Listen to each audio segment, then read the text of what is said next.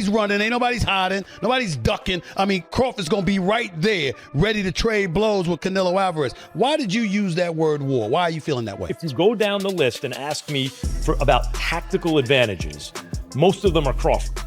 Crawford could see everything coming. He could see everything coming that Canelo threw at him. He was reading it so well. His guard was so tight as well when he was up at the ropes, when he was exiting, looking to move around. They looked about the same size. But that was a brilliant performance. So what can you say? I mean, you got to give him his credit. He created a lot of history.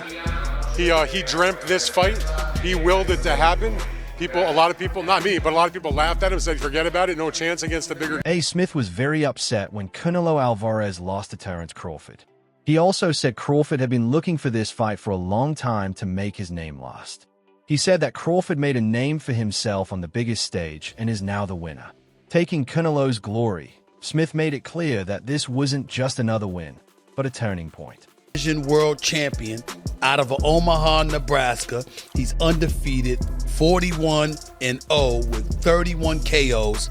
And he begged for this fight. He wanted Canelo bad because to him, it's all about legacy. I'm not speculating. I'm telling you what I know. And how would I know?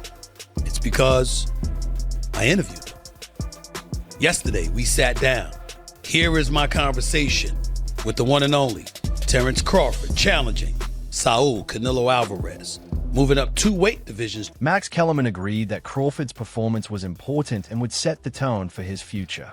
Max Kellerman gave Canelo Alvarez's loss to Terence Crawford a harsh review. He said that doing the job was like moving up several weight classes and facing a tough opponent who might get you into your first real fight. Kellerman noticed that fighters were really sure of themselves.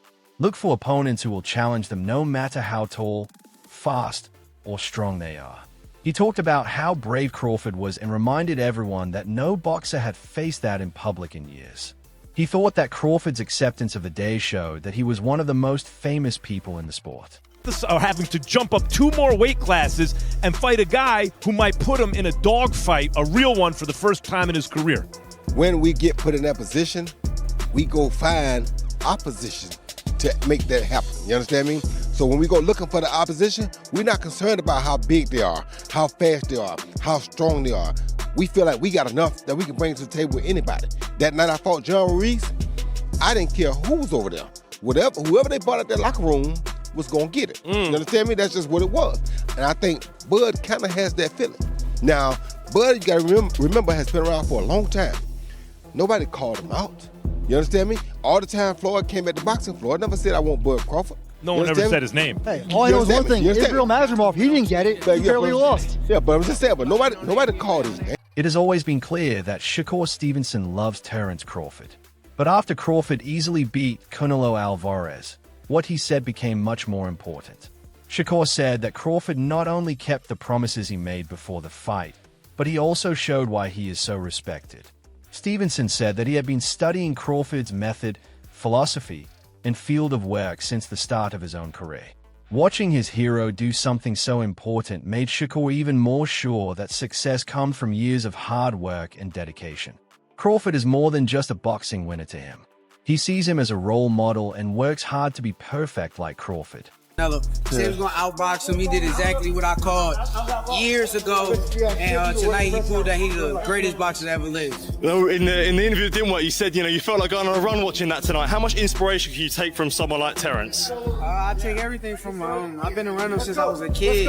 And just watching that greatness. StephenASmith talked about how determined Terence Crawford was before his fight with Canelo. He said that some boxers might have liked to see a superstar like Canelo drop to a more comfortable weight class, but Crawford insisted on going up against Canelo at 168 pounds.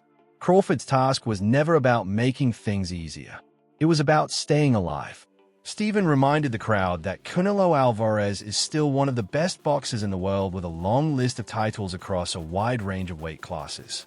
Crawford wanted what Canelo has at this weight class and kept going after it, which showed that he wanted to prove his greatness on the hardest stage possible. O'Malley with 31 knockouts. He's taken on all comers.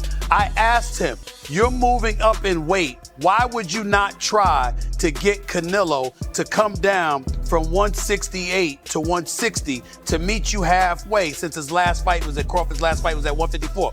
Crawford said, I want what he has. I want to go take it. I don't want to make, I don't want him making concessions and alterations. I'm coming to take what he has. And you look at him, and no one believes that he can't pull it off. He can box, he can punch, he's smart, he's elite, and he wants Canelo. He begged Canelo for this. He begged Canelo for this fight. Adito noticed the huge change in how people felt about Terence Crawford. People who didn't like Crawford said he was too small, too old, and not strong enough to fight CaneloAlvarez at a higher weight before the fight. On the other hand, after the fight, many of those same people were ready to praise him for getting rid of their doubts. Adito said that Crawford should get all the praise because he won the hardest way possible. Being able to fight a strong person like Canelo after moving up from lower levels took time. It was a very big risk.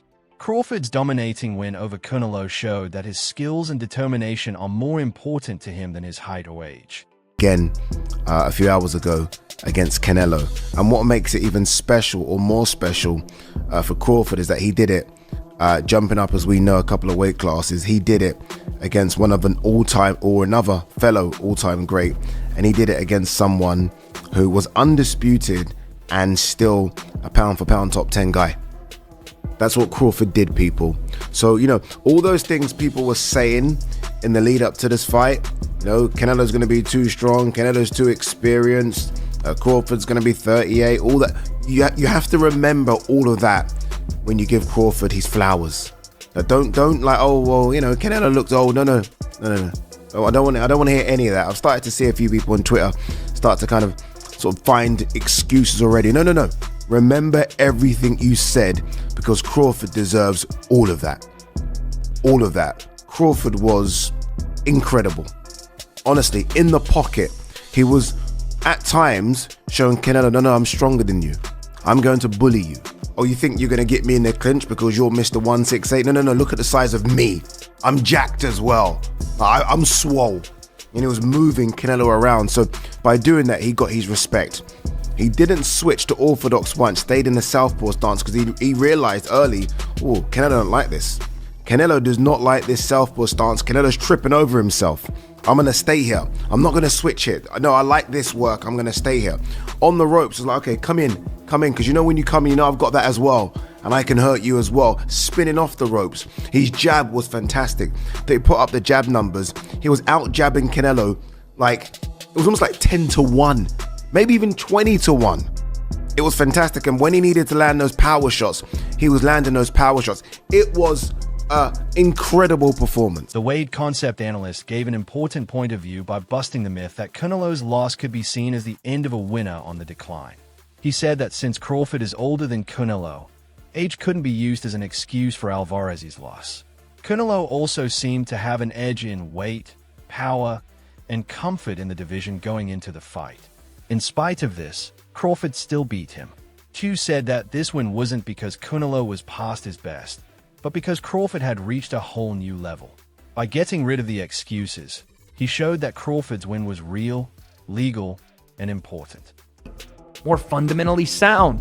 While Canelo, even when he was able to get to range, which wasn't a lot, it wasn't often, he was having a hard time landing clean because everything was super wide and out here and to the body out there. And Crawford would either circle out to that same side, to Canelo's lead hand side. He would circle away because Canelo would step straight to Crawford and chase him and not necessarily cut him off. And even when he threw that hook, I was looking for the hook from Canelo right hand as he stepped through, right? Corral with the lead hand, bang the right hand because you're fighting a southpaw. So yeah, your jab may not be as effective in landing and managing distance and all those things, even though for Terence it kind of was. For Canelo, I was expecting a lot more of that right hand down the middle and over the top, and him jabbing his way, feint jab right hand, and then that lead hook that I thought he would be able to corral Crawford, because Crawford did want to move away from Canelo. He did. He wanted to move away from that power hand. Smart to do. Canelo never took that extra step to step outside of Crawford's lead foot. Again, that orthodox southpaw matchup. It's always going to be a battle of that lead foot. He never took that next step to get outside of that lead foot and then step through Crawford, step to his left where Crawford was going and land his right hand. He just felt like he was falling off to his right, with his right hand, and once he fell off to his right after he threw the right hand, there was no follow-ups because he was off balance, and Crawford was out the gate and circling back to reset the action. This was a masterful display from Terence Crawford. And again, I looked at this fight, and I don't want to do the thing where I said, oh, Canelo's washed, he's over the top, he's old. Terence Crawford's older than Canelo. Is he as weathered as far as fights are concerned? No. But you can only do one thing when talking about this fight, and that is give credit to Terence Crawford. If you want to say Canelo looked old, that's fine. That's on you. I'm not. Carl Froch, who used to be world champion, looked at Crawford's move during the middle rounds. Froch says that Crawford knew he needed to push forward and take more control of the fight after the 6th and 7th rounds. His jab was the weapon that made gaps, throwing Canelo off balance and putting him on the back foot. Crawford was smart to know when to change his strategy, which Froch praised. Crawford does not let the fight die down.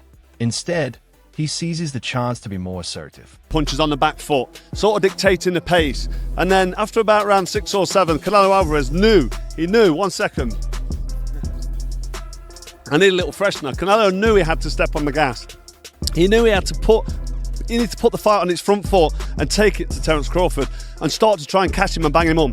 And when he headbutted Crawford, I thought that could be the start of it. A little bit of a nut, get that down. Yeah, I don't know if there was a cut, but the referee stopped and had a look, and I thought, now Canelo's going to step on the gas.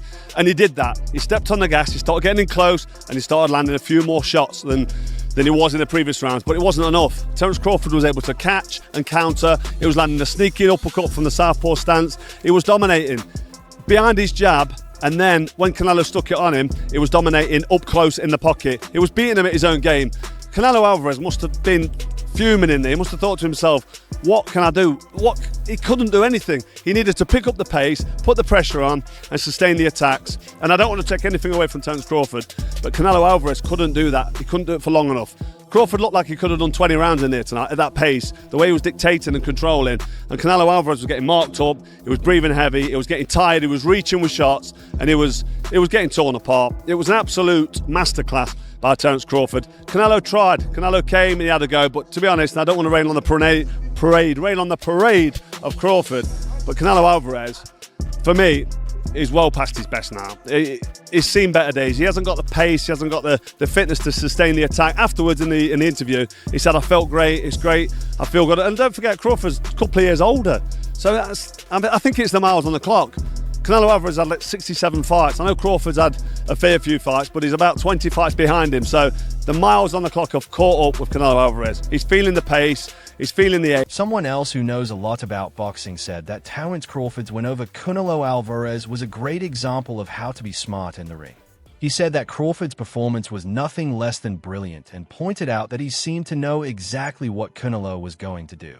Instead of waiting until it was too late, Crawford had clearly studied Canelo's moves and was ready with the right defenses before the shots were fired. Crawford's planning helped him stay one step ahead from the beginning to the end. This made Canelo's offense limited and predictable. The analyst said that many boxers, even those with world-class skills, stopped moving when Canelo hit them hard. Crawford, on the other hand, took them apart slowly and carefully, never looking stressed or overwhelmed. Instead of physical strength, his approach focused on being ready, having a high ring IQ, and being strategic. Canelo wasn't expecting any of the defensive moves that led to quick offenses. The expert said that this was not just a case of bad luck. It came about after years of hard work and careful planning. Crawford's success in stopping one of the sport's most dangerous fighters cemented his status as one of the best strategists in boxing.